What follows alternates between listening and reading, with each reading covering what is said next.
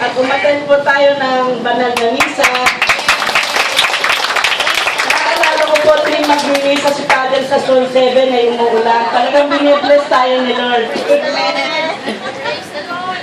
Maraming salamat sa ating choir, sa ating mga lector commentator, sa ating mga altar server, Brother Gilbert, so marami pong salamat. At dito rin po sa nagbigay ng lugar sa atin, si Mr. and Mrs. Aranya. Maraming salamat po sa inyo. Kung lalapitan po namin kayo ay hindi po kami pinahindian. Maraming po salamat sa inyo. Ano ba? Sa mga lay minister na dalawa, maraming salamat po.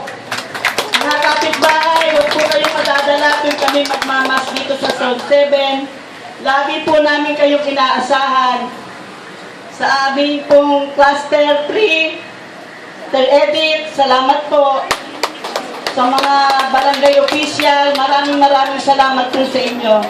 Hindi po kayo nagsasawang tumulong sa amin tuwing kami ay mayroong mas. Tsaka ito po si Mr. and Mrs. Baldos. Maraming po salamat din po sa inyo. Si Anita, may nagsupply po sa atin ng ilaw, kaya po tayo maliwanag. Maraming salamat po sa inyong lahat. Huwag po kayong magsasawang umattend sa ating banal na misa. Maraming salamat.